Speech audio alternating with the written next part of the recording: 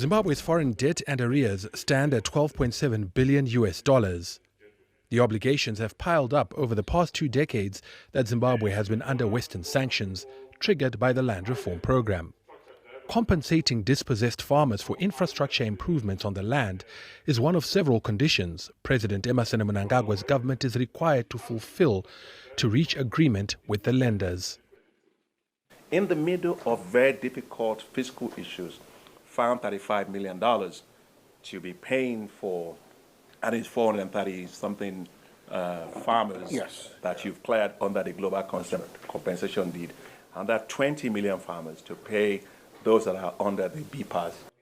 Zimbabwe has also implemented reforms including liberalizing the foreign exchange market, tightening fiscal controls, and has promised to pass tougher anti-corruption laws.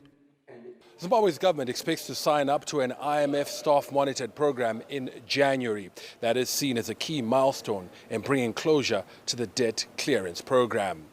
It's set an ambitious target to conclude the process by the end of 2025. Prior to that, we need an indication from 1 or 2 sponsors for giving us some bridge financing for the arrears clearance. We want to deal with this issue during the NDS 1 period. So when we start with NDS 2, on the 1st of January 2026, we're starting with an economy that is free of the albatross of debt.